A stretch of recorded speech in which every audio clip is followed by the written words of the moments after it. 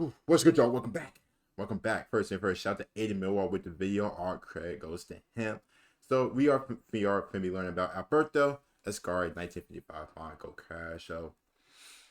We kind of learned a bit about him during the quiz that we took. We also not looked at the F1 quiz that we took last week. You guys should check it out. It's in the channel. But I did want to kind of focus on Alberto Ascari, kind of learn more about him, just to see. Obviously, he was an F1 champ. And I'm guessing something happened at this Monaco crash, because when I was looking him up and I saw a lot of like Monaco instances, I'm like, okay, something's happening with Alberto at Monaco. So we are going to check it out. We are going to see what's on. As always, don't forget to like the video. And if you are new to the channel, don't forget to sub as well to the channel. Always do that. Anyway, let's go and check it out and let's see what's on, man.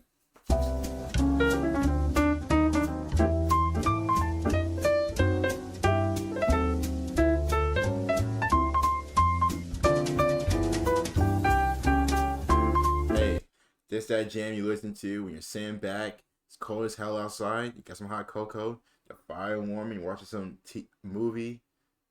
It's like, you know, winter, fall. You're relaxing, chilling, you're vibing.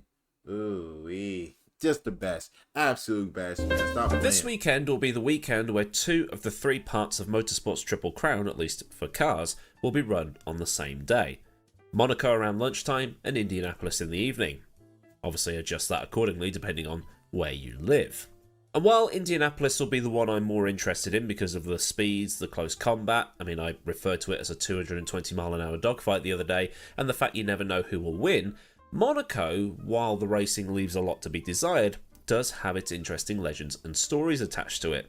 Such as the time that a couple of drivers went for, well, a bit of a swim, we'll call it. And obviously with this video being quite far back in terms of the history books, images and things like that are going to be hard to come by, so I'll do what I can. So good. This might just be a I'm excited on in the background type of deal, more about which is what a lot of you do anyway, really. If, like me, you love your racing simulation software as much as you do the real thing, and you know what I'm talking about here, vicariously living out what kind of life you might have had if you could have your time again, driving digital recreations of your favourite cars and tracks, racing against your heroes or as those same heroes. Over time, you might have played Grand Prix Legends or played R-Factor 2, both of which have fairly decent recreations of the Monaco of yesteryear included as free content. I haven't played in a minute. Now, I will have to mention here that you're better off using the Monacane mod for GPL, as it's got a more true-to-life version of the original game, but the point remains. With those sims, it's possible to get an idea of what the drivers of that time must have been dealing with. Cars with no power steering, H-pattern gearboxes, helmets that were, well, there for show more than anything, and on top of that, no seatbelts. It was better to be ejected from the car than it was to be left in. That's still so crazy to this day. How drivers basically used to drive without seatbelts. That's still just crazy. How they and this became especially so in the 1960s when the cars burst into flames like a gag involving Hans Moleman in The Simpsons. The layout back in the 1950s and into the 1960s is quite familiar, although the final section of the circuit might appear a tiny bit alien to you. I've done the history of the circuit in full last year, but I'll do a bit of recapping here and then leave the full thing as a link in the description if you want to see the progression of the layout.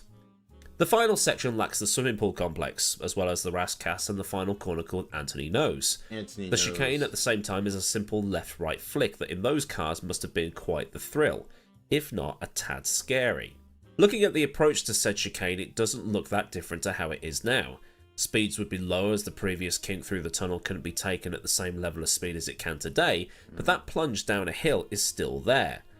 And then it's a case of aiming for as straight a line as possible through this thing that is much tighter than it appears. That's crazy. And you only have straw bales to absorb any errant car from slamming into that light pole on the inside of the second part of the chicane. It should be noted as well that at the time of this story taking place, there would have been no Armco protecting the buildings, trees or lighting and telegraph poles from the cars. Well, it's really vice versa, and the drivers would have been way more exposed.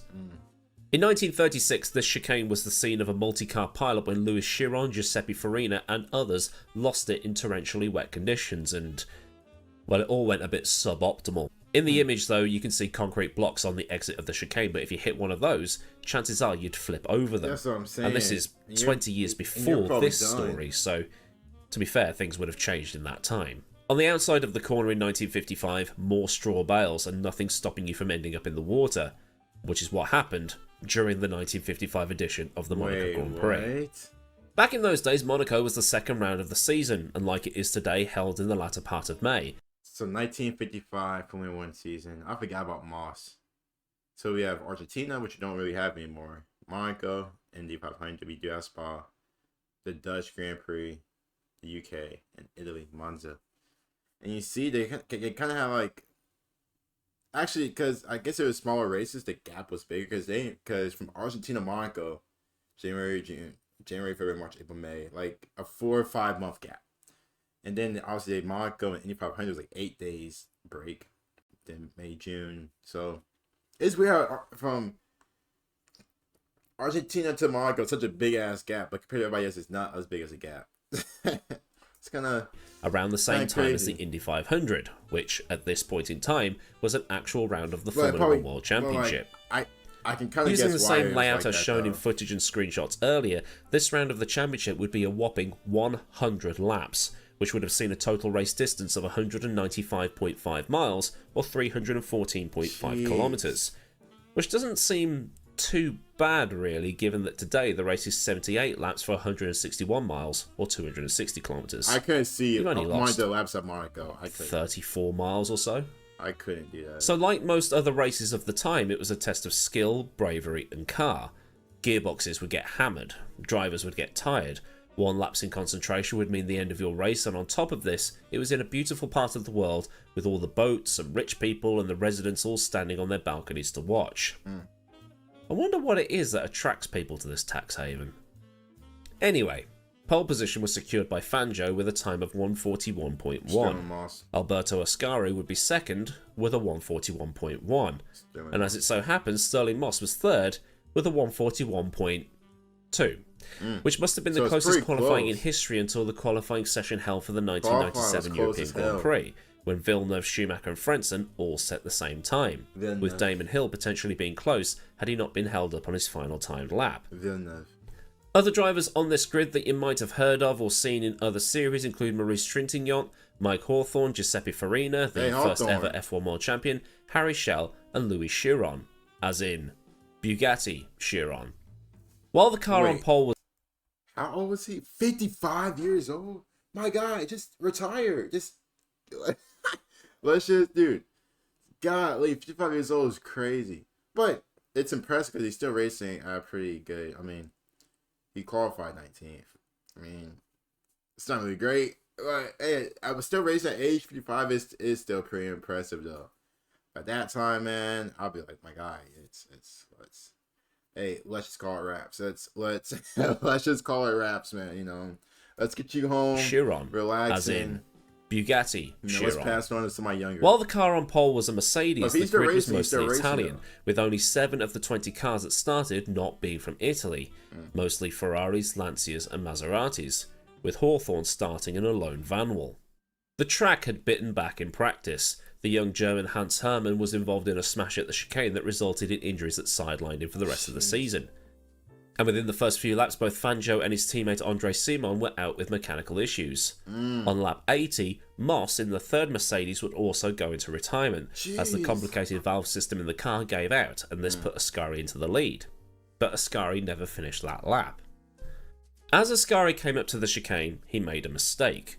Reports suggest that he'd been distracted by a car in his mirrors, or been distracted by the crowds reacting to the news Moss was out, or just slipped on some oil dumped by Moss's car.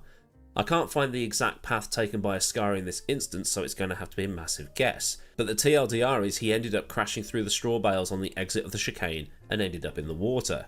There is a picture, but I'm not sure about the rights to it, so I'll leave it out of the video, but there was a tense moment when Ascari's trademark blue helmet came to the surface.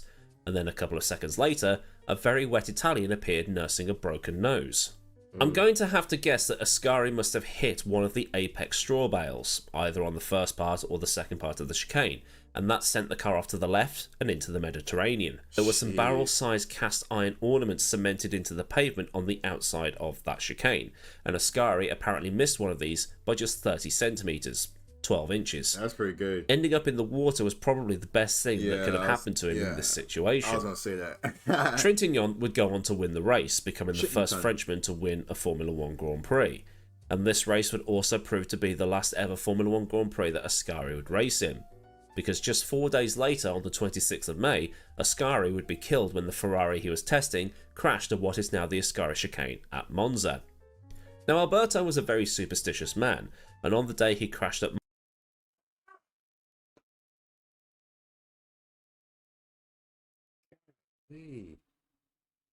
So the car raced by Ascari was number 26.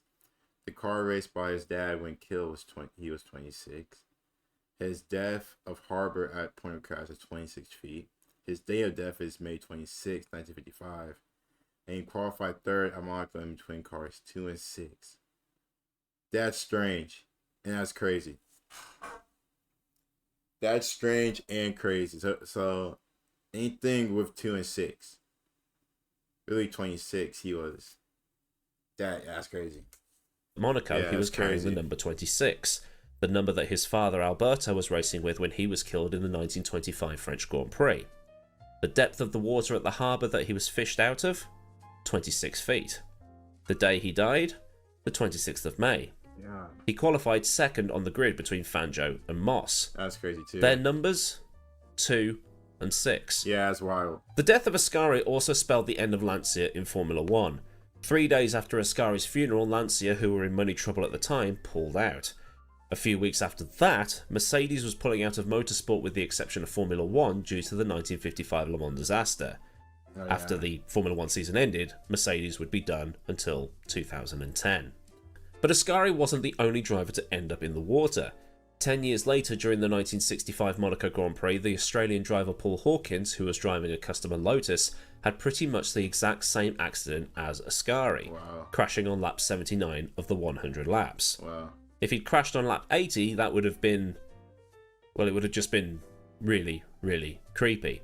And like Ascari, he was fished out of the harbour relatively unharmed.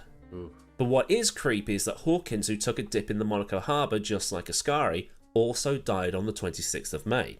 The 26th of May 1969, as it so happens, killed when his Lola sports car crashed at Island Bend at Alton Park and caught fire.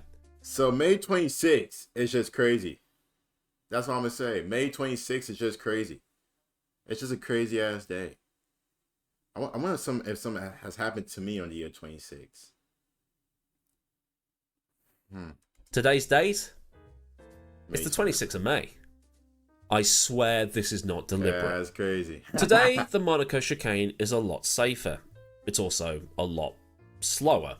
But I'm sure there has been someone new to Formula 1 watching Monaco for the first time, not really having a clue what's going on, and gone, has anybody ever crashed into the water?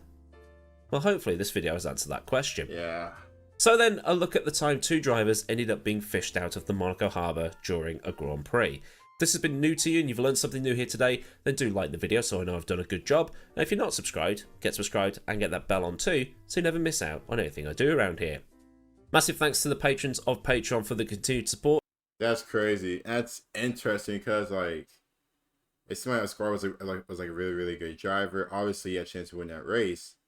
But then, obviously, like I say, he probably got distracted or something like that. And my guy ended up in the water where he was unfortunately killed. But he said he had like a broken nose. But, so he had a broken nose during the race, which accident. But then he later on was driving at Monaco and ended up crashing, and he ended up dead. That's very, very unfortunate. Dang, that sucks. That sucks. But we learned a bit about Alberto, which is very, very awesome and cool to see. Probably gotta check out a bit more. So you guys, let me know you guys' thoughts about Alberto Ascari. As always, don't forget to like the video and sub as well. Take care. Stay amazing. Talk to you guys later, man. Peace.